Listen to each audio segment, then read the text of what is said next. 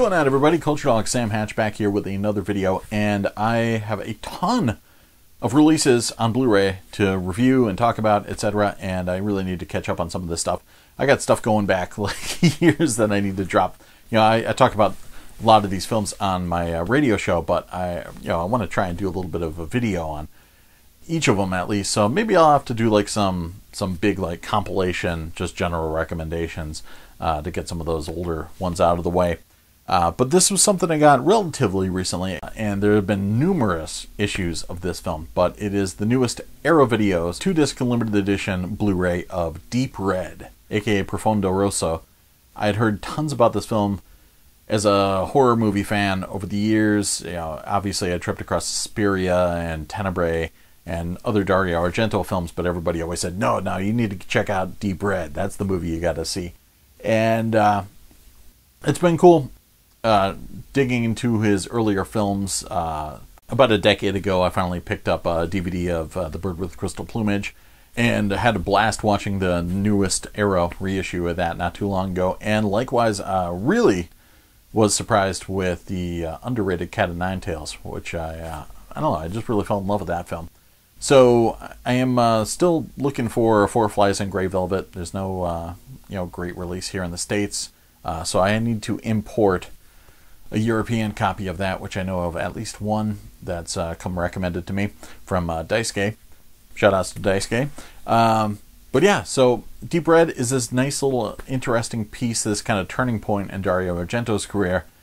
1975, where he's got like 1 foot heading in towards the Suspiria type territory, and then still 1 foot in the tried and true giallo. And it's funny, for a film called Deep Red, mentally I picture something like Suspiria, because that film is a Technicolor kind of explosion, and there's so much deep red in that film that I expected that when I saw Deep Red for the first time, and it's actually just naturally colored for the most part. And there are some reds, but they're very prevalent, but they're pretty muted compared to the reds that you'd see in something like Suspiria. But it is another kind of tale of what's missing from what a main character that's not a detective. And a lot of the gialli from Dario Argento, he's got this character that's kind of tortured by what's missing from memories of a crime or a crime scene, and Dario Argento plays with that and plays with the audience, and in the editing of these kind of early scenes, I don't know, it captures a spirit of obsession within the viewer as well as in the protagonist of the story. This one's got David Hemmings as a protagonist who is witness to a murder of a psychic, but from a distance, and then he enters her home. She's one of his neighbors, and enters her home, and there's all these terrifying paintings on the walls, and the way it's edited is just right. As a viewer, I knew I was being manipulated, and I knew that I had the instinct to reach for, the remote control and pause and see all the details, but I knew that would be a cheat and that it would ruin something, and it certainly would. So yeah, I love that whole kind of concept of the unreliable nature of memory, and Dario Argento really worked on that. And Cat of Nine Tails, you have Carl Malden, who's actually blind, so he's actually kind of haunted by what he's heard, and knows that that's something that will crack the case and solve the crime. So I love these kind of films. They all have this protagonist that has some sort of innate kind of obsession with what's been going on, and they'll be able to solve the crime far better than any inspector would, because they just don't have this connection to it. And yeah, it's for the most part largely very naturally shot, but it does have a little bit of element of the supernatural to it as well, with the inclusion of the psychic character that is meets her untimely demise early on in the film. And then, yeah, from there on out, it's just this situation where the killer is always 1 step ahead or 2 steps ahead of the main character, who also is slowly becoming involved in a relationship of sorts with Daria Nicolodi's character, who is a journalist who's just very sassy. She's a 70s feminist. She doesn't take any crap from anybody, and she's large and in charge. And the American cut of the film, which is also included in this, cuts a lot of that out, trims the fat, so to speak, but it loses a lot of the essence of the story along the way. And yeah, David Hemmings is a jazz musician. His buddy Carlo is fantastic, played by Gabriele Lavia. And yeah, everybody is on top of their game, from Dario Argento down to the actors, and Carlo Rambaldi's special effects are really cool, and a lot of inventive kills, of course.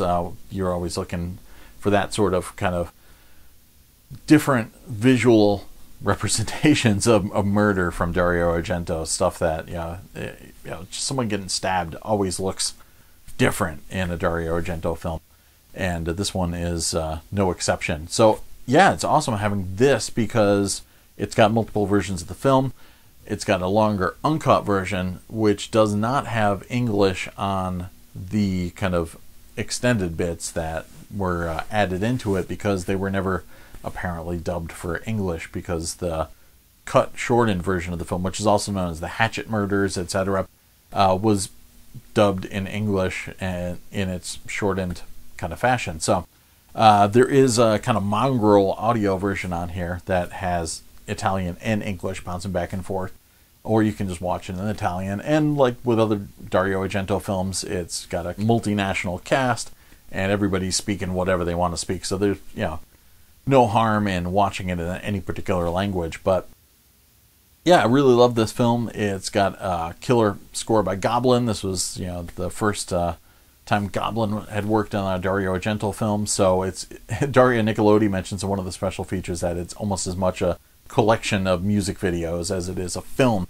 And yeah, there's a lot of moments with David Hemmings crawling around kind of huge decrepit mansions while the music of Goblin is jamming in the background. It's tough to say like my favorite giallo from Dario Argento, because Tenebrae is kind of near and dear to my heart, because that was one of the first of his films that I watched, and it's just implanted in my memory forever. But this is up there. This is really good stuff, and I'm psyched to have this rendition of it so I can pop back and forth between different cuts, etc., and check it out. So this has been reissued numerous times, going all the way back to the Anchor Bay DVD, which I don't even think was anamorphically enhanced. A lot of their late 90s DVDs, like some of the Lamberto Bava films and the Argento films that they were dropping, were just 4:3 letterboxed, but still were seminal releases at the time, and I picked them all up. But this got reissued numerous times, but now there's a 4K remaster that's been done. And while there's no 4K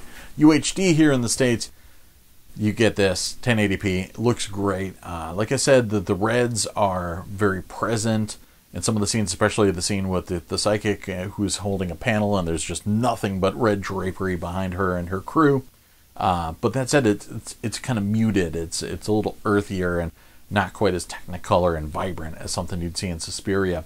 But a lot of natural flesh tones, natural environments. The film was shot in Turin for the most part, much like Cat o' Nine Tails.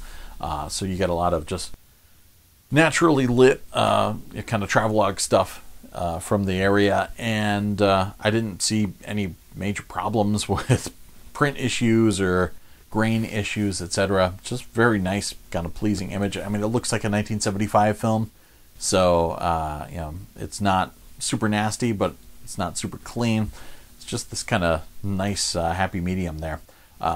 So looked great, sounded great. It's just in mono. There is a 5.1 version on there as well, which does spread the music from Goblin a little bit more across the speakers, but I just really liked the mono version. There is a mono English one on the English cut of the film that is in PCM. It actually sounded really, really nice.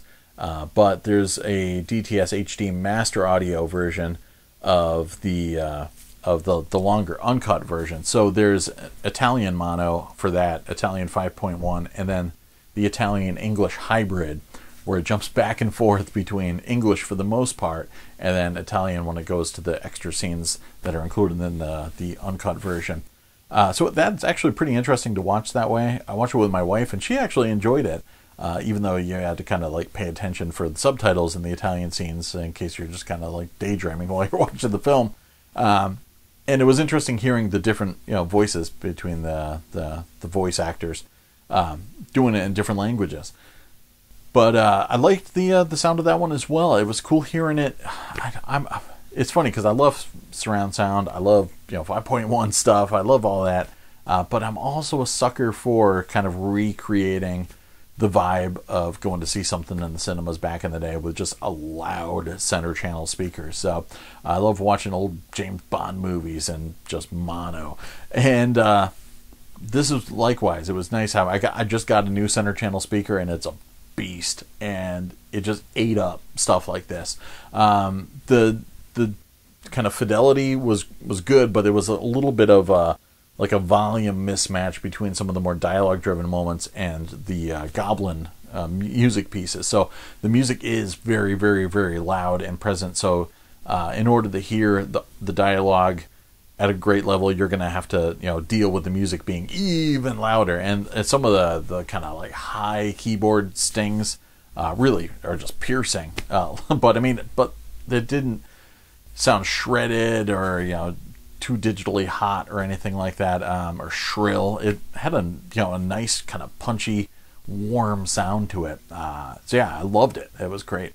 As with most of these Dario Argento releases, a lot of good extras on here. Some stuff you've seen before, especially you've been picking up all the Anchor Bay and Blue Underground and other Dario releases. If you may have imported earlier versions that had come out in the UK, if you're here in the States like I am. But yeah, this is a movie that keeps getting reissued and more things added on over time. The commentary track is entertaining. It's from a Danish director named Thomas Rostock, who also did a Tenebrae commentary for Dario. I mean, I call him a director, but I've looked up his stuff, and all I've ever found from him are a bunch of short films from the 90s. But that said, he's got good commentary, and there's some parts where it's just him telling you what's going on the screen. It's almost like he's reading a screenplay. So there's a lot of kind of like a written vibe to his commentary, but it is still interspersed those moments with bits of historical information and things about the making of the film, etc. So it's a good mix, and he gets into a lot of the symbolism of the film and the kind of subtext and themes and everything. So yeah, it's a nice time sitting down. Not a lot of dead air, so I always appreciate that in the commentary track as well. There's a tour of the Profondo Rosso store, which Luigi Cozzi runs. Him and Dario Argento came up with the idea of having a horror store that's like, in part a shop and then in part a museum. So there's a lot of props and stuff in the dungeon-esque basement where you can see bits from other gialli, etc., and Dario Argento films. So that was really cool. There's Music to Murder For, a little interview with Claudio Simonetti talking about how Goblin was this very, very young band and how they came onto the radar of Dario Argento and got sucked into his world rather quickly, and how this came about and how they kind of took over from the actual composer of the film, and how the Goblin soundtrack was this runaway hit back in the day. So that was cool. There's The Lady in Red, which is a Daria Nicolodi piece, and I love the Italian interviews, because the Italian actors and filmmakers just never walk on eggshells about anything, and they're just very open about things. And Daria Nicolodi is very open about living life, because after she met Dario Argento, she ended up having a relationship with him, and yeah, she's very, very open about him having issues as a control freak and just as a person to live with, maybe not someone that you'd want to spend, I think she said, more than 10 years with. So it was cool. It was really interesting. You get a little bit of a psychological profile into him as well. But it's never meant as, like here in the States, when you say that stuff, it's just meant completely vindictively. So, but in this context, it's just, no, that's just how it is. Like, everyone's just being honest, for the sake of honesty. So it was cool. And, a lot of talk about the making of the film, working with David Hemmings, and practicing the kind of interplay between them, and the arm wrestling scene, which is hilarious. There's Rosso Recollections, which is Dario Argento talking about the film, and yeah, it's interesting hearing his thoughts on this film, which he is a fan of. Some of his other ones, like Cat of Nine Tails, which I love, he doesn't really like that much. And yeah, so that was cool, and it's always interesting here to, not conflicting tales between some of the other cast members, but to hear their kind of different perspectives on the same items. There's also Profondo Giallo, which is a, half an hour-ish visual essay by Michael Mackenzie, which is this kind of, film class on Deep Red, and that was really entertaining too. So that was a nice one, and it's a good kind of counterpart with the commentary track. So if you don't have time to sit through the commentary track, I definitely recommend checking this out. It really gets into the themes of the film and the visual style of the film, and puts in the context of other Argento films, and specifically how it ties in thematically with The Bird with Crystal Plumage. So good and just kind of concise. Sadly, I have review copies, so I don't have the final store packaging, but it does have a booklet in there with Michael J. Coven doing an essay on the film. There's also another essay by Alan Jones, and there's some archival stills, etc. It's got a reversible sleeve featuring the new artwork, and then the original, poster art on the reverse side. It's got a fold-out poster with the two artworks as well. It's got 6 lobby card reproductions and, of course, subtitles and all that stuff. So yeah, this being a 4K scan, I'm sure some people are going to want to hold out for a 4K release of the film on UHD. It's probably going to be some time before UHD and archival horror titles are going to be synced up as well as Blu-ray, and these kind of films are now. When Blu-ray first dropped, there was some occasional titles that came out and they just weren't really that well transferred, etc. So hoping that companies like Arrow and Scream Factory, etc. are going to be able to bring what they brought to Blu-ray to UHD eventually. And but yeah, we definitely need 4K scans of the original films and some nice transfers to really kind of not just have an upscale dump or port of another title. We need actual high quality archival 4K stuff. So there's a nice scan of this supposedly out there, and I'm pretty sure there's a 4K release already in Europe that you could probably import, but I'll be patient. In the meantime, this is a really nice double disc set. There was a 3-disc set that came out overseas with the Goblin soundtrack included, which is a very nice extra. Sadly, that is not included here in the States, but you can, if you're an importer, you can weigh and decide whether or not you want to shell out to import a copy from Europe or not. But I'm certainly happy with this 2-disc, and it's really nice having the different versions of the film. I definitely prefer the longer Italian uncut version, in particular, not just for the longer version of the film and the more fleshed out character work, but also for the style. The opening titles and everything are just so classy in the Italian one, and just kind of dumpy and trashy looking in the American one. So yeah, everything about the Italian one is just it's a little bit elevated, and it's got more of a vibe to it than the American cut. So yeah, hopefully if you're a Dario Argento fan, you probably already have a copy of this. Hopefully you're enjoying it, but if not, hopefully you enjoyed this video, and maybe check it out. Let me know what you think. Let me know what your favorite Dario Argento film is, or your favorite giallo, or whatever down below, and I'll hang out with you in a hot minute. So cheers, everybody.